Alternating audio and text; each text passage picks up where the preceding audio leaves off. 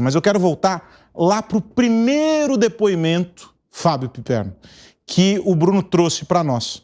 E quero lembrar algo que você discutia conosco aqui hoje, que você levantou essa semana para nós a bola, sobre o impulso dessas pessoas afetadas pela tragédia de deixarem a região, que foi justamente o que descreveu o rapaz que deu a entrevista ao Bruno, que fez o depoimento. Ele falou assim, o governo compra a minha terra, compra lá o meu terreno, e eu vou embora, vou construir minha vida em outro lugar.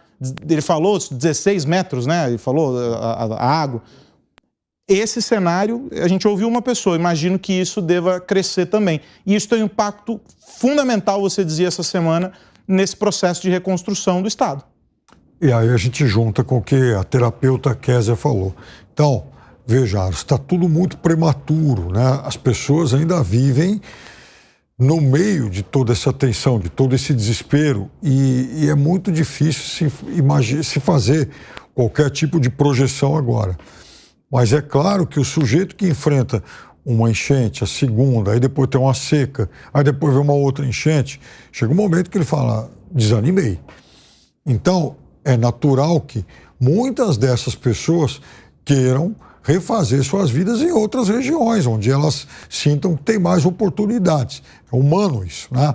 Então, certamente a gente vai testemunhar um fluxo muito grande de pessoas saindo de algumas regiões do Estado, e às vezes essa migração vai acontecer dentro do próprio Estado.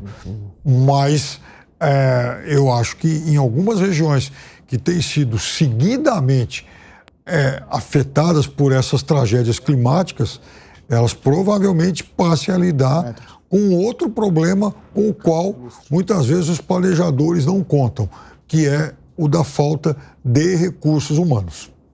Segré, nessa mesma linha. Mas aí tem uma questão econômica, inclusive, porque não funciona assim. Eu quero vender o Estado. O governo paga, exatamente. Não. E aí tem uma situação de mercado. Se todo mundo, nós 5, estamos todos com ideia de vender, isso está aumentando a oferta, não tendo demanda, o preço vai cair. Então, é uma situação em que entendemos, claro, a desesperação dessas pessoas, terrível.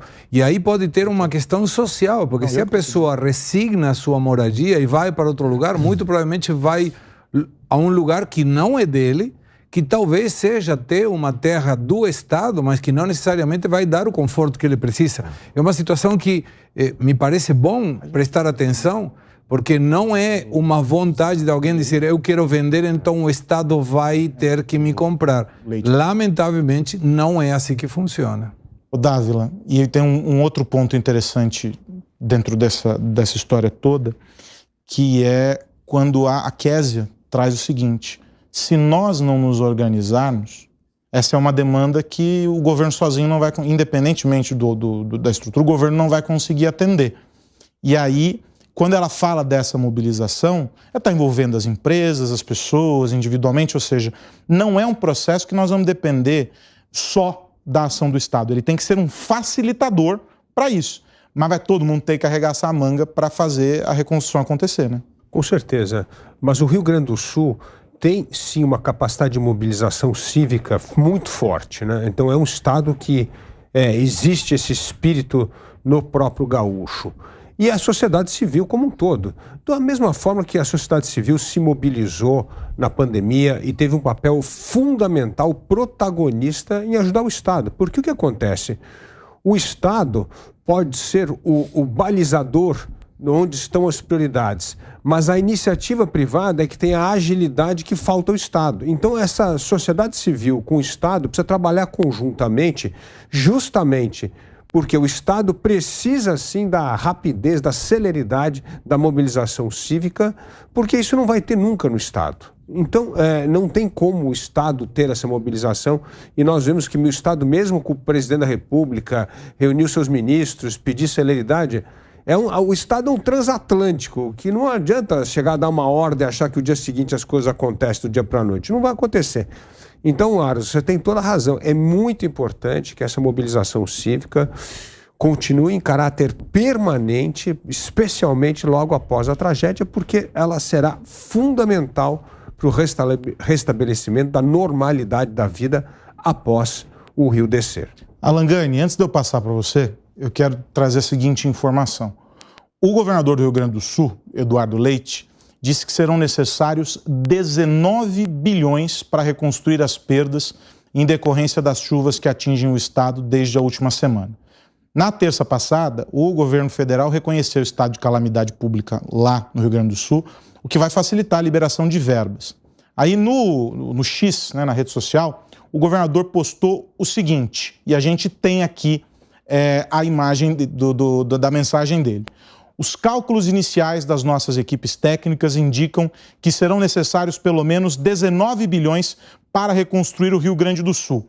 Necessários recursos para diversas áreas. Insisto, o efeito das enchentes e a extensão da tragédia são devastadores. Nas próximas horas, vamos detalhar as ações projetadas que contemplariam as nossas necessidades. Aí, eu pergunto para você o seguinte: diante de tudo que a gente está vendo, ele, óbvio, deve estar baseado em algum estudo, em dados e fatos para chegar nesses 19 bi. Mas essa pode ser tanto uma conta que superestima, como pode ser uma conta que subestima o tamanho da destruição. Qual a tua leitura? Veja, Aros, a minha leitura é a necessidade da gente ter uma responsabilidade fiscal justamente para enfrentar momentos como esse. Há uma ideia na sociedade de que o dinheiro ele é infinito, que o governo tem dinheiro para absolutamente tudo. E não é assim. E aí, pegando até carona no comentário do Segré, a gente entende o desespero daquele morador, mas a verdade é que o governo tem recursos limitados, né? Esse que é o problema. E ainda mais no Estado brasileiro, onde muitos têm uma série de benefícios e acaba sobrando pouco para auxílios nessa hora.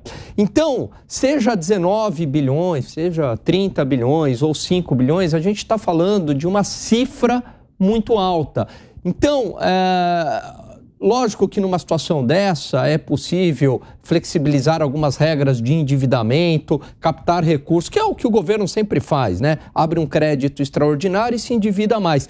Mas eu acho que é crucial, num momento como esse, daqui para frente, a gente começar a pensar que responsabilidade fiscal, uma frase que todos nós aqui gostamos, não existe responsabilidade social sem a responsabilidade fiscal. A responsabilidade fiscal é a mesma ideia de uma família. Aquela família que ela tem reservas, que ela gasta pouco, que ela tem uma boa poupança, num momento de emergência, tem que fazer uma cirurgia, acontece algo, ela tem uma reserva, ela consegue se manter.